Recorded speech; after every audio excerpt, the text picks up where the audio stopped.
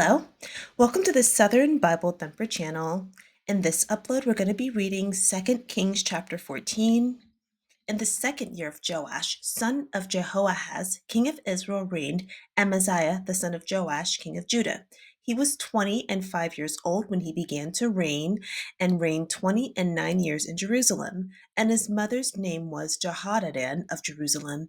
And he did that which was right in the sight of the Lord, yet not like David his father. He did according to all things that Joash his father did. Howbeit, the high places were not taken away. As yet, the people did sacrifice and burnt incense on the high places. And it came to pass, as soon as the kingdom was confirmed in his hand, that he slew his servants which had slain the king his father. But the children of the murderers he slew not, according unto that which is written in the book of the law of Moses, wherein the Lord commanded, saying, The fathers shall not be put to death for the children, nor the children be put to death for the fathers, but every man shall be put to death for his own sin. He slew of Edom in the valley of Salt 10,000, and took Selah by war, and called the name of it Joktheel until this day. Then Amaziah sent messengers to Jehoash the son of Jehoahaz, son of Jehu, king of Israel, saying, Come, let us look one another in the face. And Jehoash the king of Israel sent Amaziah king of Judah, saying, The thistle that was in Lebanon sent to the cedar that was in Lebanon, saying, Give thy daughter to my son to wife. And there passed by a wild beast that was in Lebanon, and trode down the thistle. Thou hast indeed smitten Edom, and thine heart hath lifted thee up. Glory of this, and tarry at home. For why shouldest thou meddle to thy hurt, that thou shouldest fall, even thou and Judah with thee? But Amaziah would not hear. Therefore Jehoash king of Israel went up, and he and Amaziah king of Judah looked one another in the face at Bethshemesh, which belonged to Judah. And Judah was put to the worse before Israel, and they fled every man to their tents. And Jehoash, king of Israel, took Amaziah, king of Judah, the son of Jehoash, the son of Ahaziah, at Bethshemesh, and came to Jerusalem, and brake down the wall of Jerusalem from the gate of Ephraim unto the corner gate 400 cubits. And he took all the gold and silver, and all the vessels that were found in the house of the Lord, and in the treasures of the king's house, and hostages, and returned to Samaria. Now, the rest of the acts of Jehoash, which he did, and his might, and how he fought with Amaziah, king of Judah, are they not written in the book of the Chronicles of the kings of Israel? And Jehoash slept with his fathers, and was buried in Samaria with the kings of Israel. And Jeroboam his son reigned in his stead. I want my foot pillow, and it's slid too far away. Verse 17. And Amaziah the son of Joash, king of Judah, lived after the death of Jehoash, son of Jehoahaz, king of Israel, 15 years. And the rest of the acts of Amaziah, are they not written in the book of the Chronicles of the kings of Judah? Now they made a conspiracy against him in Jerusalem, and he fled to Lachish, but they sent after him to Lachish and slew him there. And they brought him on horses, and he was buried at Jerusalem with his fathers in the city of David. And all the people of Judah took Azariah, which was 16 years old, and made him king instead of his father Amaziah. He built Elath and restored it to Judah. After that, the king slept with his fathers. In the 15th year of Amaziah, the son of Joash, king of Judah, Jeroboam, the son of Joash, king of Israel, began to reign in Samaria, and reigned 41 years. And he did that which was evil in the sight of the Lord. He departed not from all the sins of Jeroboam, the son of Nebat, who made Israel to sin. He restored the coast of Israel from the entering of Hamath unto the sea of the plain, according to the word of the Lord God of Israel, which he spake by the hand of his servant Jonah, the son of Amittai, the prophet, which was Gathhepher. For the Lord saw the affliction of Israel, that it was very bitter, for there was not any shut up, nor any left, nor any helper for Israel. And the Lord said not that he would blot out the name of Israel from under heaven, but he saved them by the hand of Jeroboam the son of Joash. Now, the rest of the acts of Jeroboam, and all that he did, and his might, how he warred, and how he recovered Damascus and Hamath, which belonged to Judah for Israel, are they not written in the book of the Chronicles of the kings of Israel? And Jeroboam slept with his fathers, even with his kings of Israel, and Zacariah his son reigned in his stead. In the previous chapter, 2 Kings 13, Jehu's son Jehoahaz becomes king of Israel. He asks God for help when the Syrians subjugate Israel. God sends help, but Israel still does not honor God. Jehoahaz's military is weak. Jehoahaz's son is Jehoash, mentioned in verse 10. When Jehoash dies, another person named Jeroboam becomes king of Israel. Jehoash is the king of Israel, Benadad is the king of Syria, and Amaziah is the king of Judah. The current chapter, 2 Kings 14. Amaziah becomes king of Judah at age 25. He reigns for 29 years. Amaziah is a godly king, but not as honorable as David. Judah still participates in idol worship, and Amaziah has the men who killed his father, Joash, in chapter 12, slain. Amaziah enjoys a victory, renaming the Edomite territory they have just acquired. He invites King Jehoash of Israel to a meetup. Jehoash refuses initially, but captures and defeats Amaziah since Amaziah insists that they meet up. Amaziah outlives Jehoash by 15 years. Jeroboam, Jehoash's son, restores territories from Judah for Israel. His son Zacariah takes his place. Okay. I'm going to summarize 2 Kings 14. And I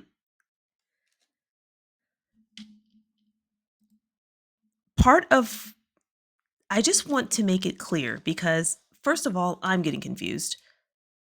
King Jehoash is Israel's king. King Joash is Judah's king. I'm not saying it like that for you. I'm really saying it like that for me because I wanted to prove this by where I saw it first. And I thought, well, let me look at the King James, but no, it's incorrect here too. So 2 Kings 14 in the King James, do you see the second year of Joash, son of Jehoaz, reigned Amaziah, the son of Joash, king of Judah?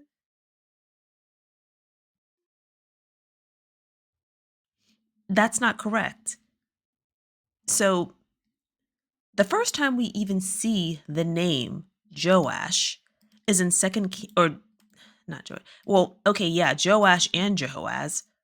Okay, it's in 2 Kings chapter 11. Okay, so this is about Joash, who he's a child. He's the child of Azariah. What happened in the previous chapter before this? Jehu kills Azariah, the king of Judah. So Athaliah, his mother, finds out and she goes on a murder rampage, killing her family.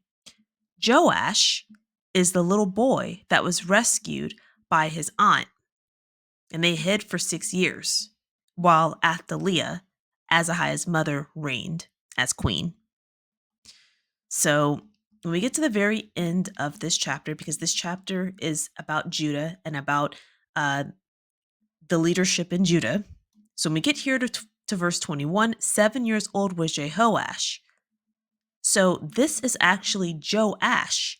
It's just this is a misspelling or a recording error. Okay. As I've said before, we don't know who wrote 2 Kings. Okay. Unknown. Okay. Not explicitly stated. So that's something that you have to really remember. This is a translation. The English book that we're reading is a translation of an original text written by someone we don't know, and we see recording errors immediately. So it's just something to take into account.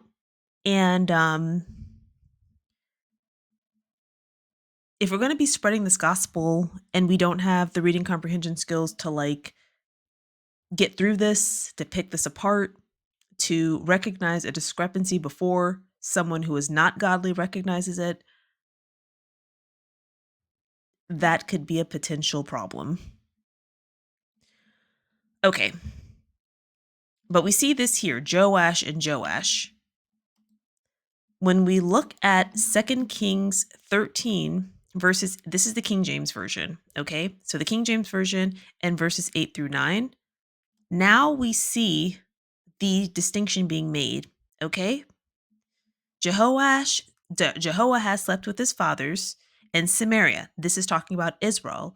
Joash, this is incorrect, okay? But we're going to see this corrected in the very next verse. In the 37th year of Joash, king of Judah, began Jehoash, the son of Jehoahaz. Okay, so we see how this distinction is clearly being made in verse 10. Verse 9, Jehoaz slept with his fathers in Samaria in Israel. Joash, this is a misspelling. Okay, so this guy is Jehoahaz's son. All right, Jehoahaz's son is Jehoash in verse 10. And this makes sense because, again, when we look in verse 11, Joash is the boy. Joash, the son of Ahaziah. This is verse 2 right here. Okay?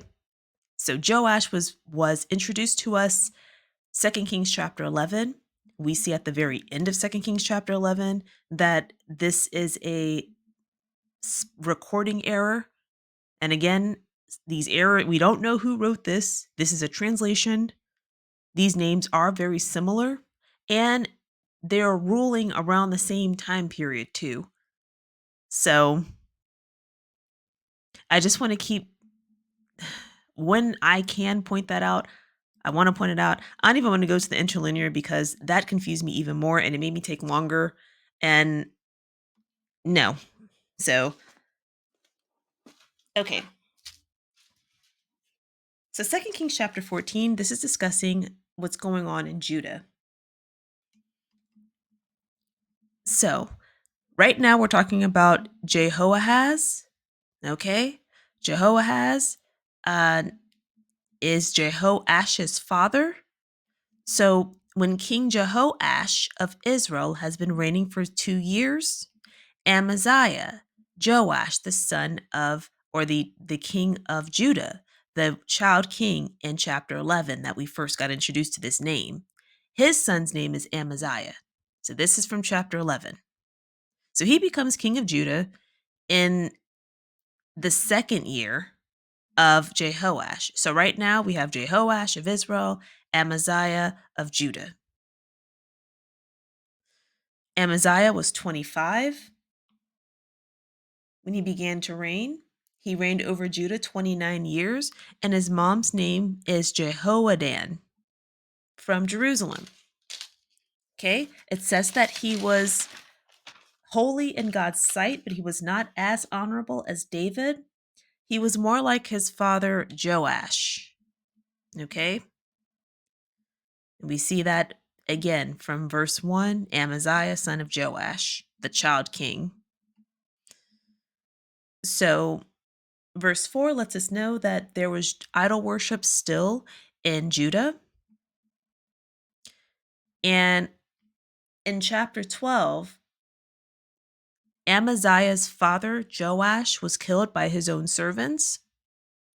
So in verse 5, as soon as Amaziah gets the kingdom firmly under his control, he executes the men that killed his father, Joash. But it says he didn't put the children of the killers to death, as is written in the book of the law of Moses. This is a reference to Deuteronomy chapter 24, verse 16. That was in the margin of my hard copy Bible. And it does say here where the Lord commanded. I know what that says. I would argue that this is not exactly what the Lord commanded, though it is a noble idea. Okay, again, we don't know who wrote Second Kings, but and also when I did go back, I didn't read it in detail, but I just skimmed. Moses starts talking in chapter 5 of Deuteronomy, and he just goes on and on to chapter 24. And I did not see where he said, God commanded me to tell you this. What he says is, listen to what I have to tell you. Hearken unto me, Israel. So, not saying that this isn't noble or this isn't something that God commanded, because this is a nice sentiment to not punish children or other family members for the sins of one other person. Um, but I just want to put that out there that if you start where Moses starts talking in chapter 5 of Deuteronomy and you just read what he says, he's not saying, well, God told me this, which is why I have some criticism for Moses anyway. Okay, so now we get to verse 7. Amaziah experiences a defeat. He slews the Edomites. He takes one of their territories and he renames it. So in verse 8, he then sent messengers to Jehoash, the king of Israel. And it says here that he challenged him, but he does say, let's meet face to face.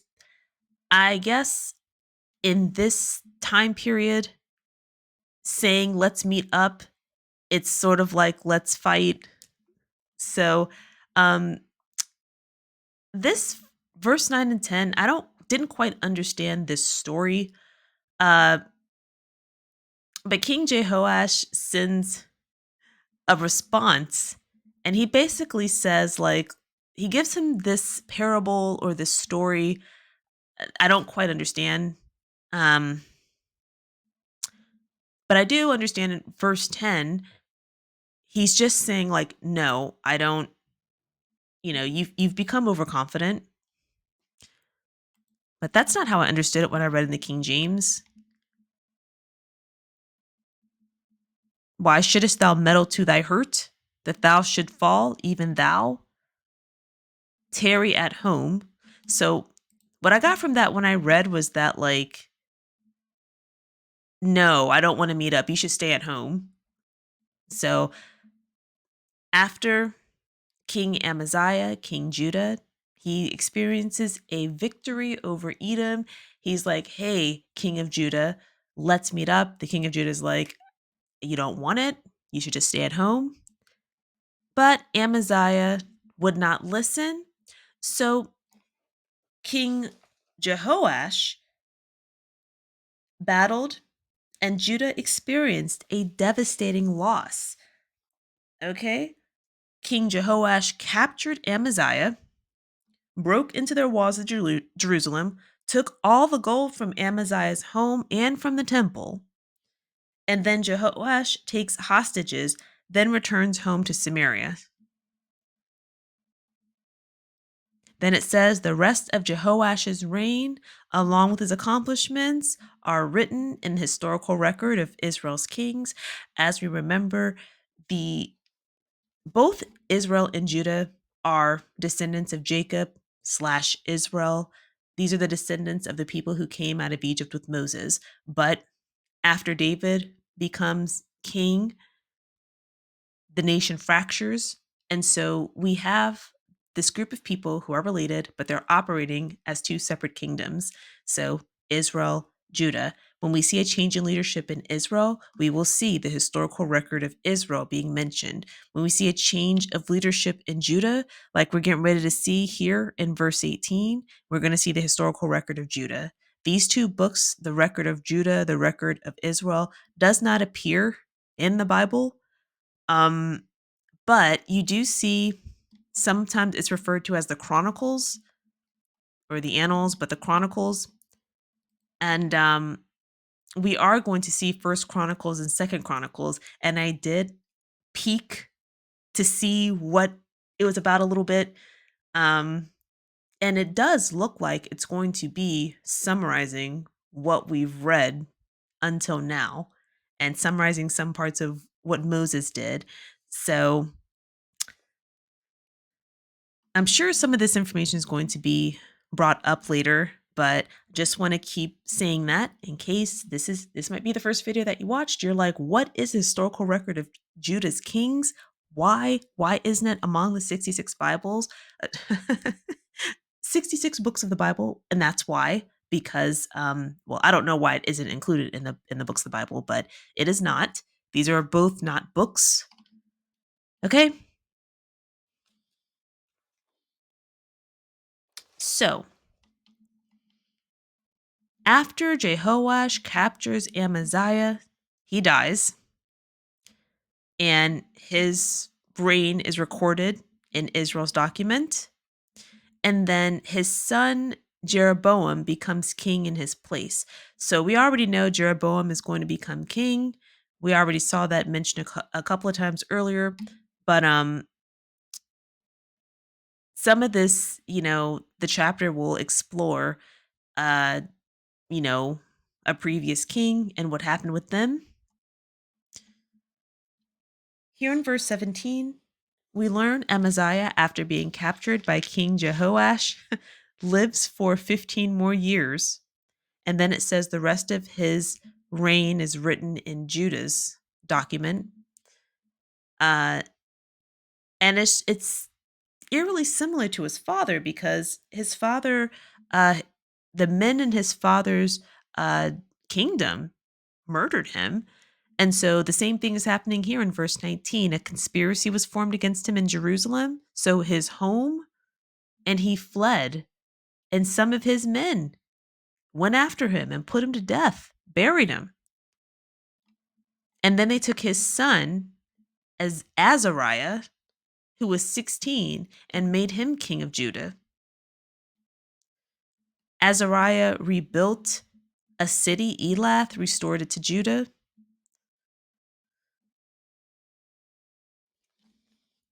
So, okay, now we're going to verse 23. This is like 23 to the end is a different event. Okay, so in verse 23, during Amaziah's reign, Jeroboam of Israel becomes king. He was king for 41 years. He was evil, and he was just as evil as Jeroboam, the son of Nebat. So, Amaziah of Judah, okay, Jeroboam. Jeroboam was king in 1 Kings 12:20. And so this was the king that was selected by God after Solomon disobeys God. And God says, I'm going to take Jeroboam and I will put 10 tribes into his hand. It was a prophet who said this. And so after uh 1 Kings 12, that's really when these two nations split, you know, severely, because the kingdom never recovered after that to where they were together as one. During David's reign, there was a fracture in that kingdom, and there was Israel and Judah, but he was able to regain control and rule over the entire group of people. So was Solomon. But once Solomon disobeyed, that fracture came again. All right. But Jeroboam, there was a man named Jeroboam who was king of Israel already in 1 Kings 12. So now we're having a second Jeroboam. The first Jeroboam was not related to Solomon or anyone. Um, and that was actually when the split occurred again after Solomon disobeyed. Then there were two nations. So here here. Oh, also, the reason why Jeroboam in 1 Kings 12 was considered to be so evil is because God, gave him a prestigious position of being king, and then he decided to create his own gods and create a holiday based on these cows that were the gods that he created. So he was considered to be very evil. He displeased God very much. So the second Jeroboam of Israel also displeased God, caused Israel to commit sins. Okay, then we get to verse 25, and we learned that though Jeroboam was evil, he still restored Israel's border, and Israel was afflicted yet again. Um, and Jeroboam was the reason that they were able to uh, find a solution of being afflicted once again. Then we have the rest of Jeroboam's reign along with his accomplishments. Okay, he recovered a couple of territories that belonged to Judah. Jeroboam's accomplishments are written in the record of Israel's kings. Then he dies, and his son Zacariah becomes king in his place. So, one other thing that I want to point out, Jonah. So, Jeroboam did something significant right in this paragraph, verse 25 to 27, by restoring Israel's border. And it says something about the prophet Jonah, son of Amittai from Gath-hepher.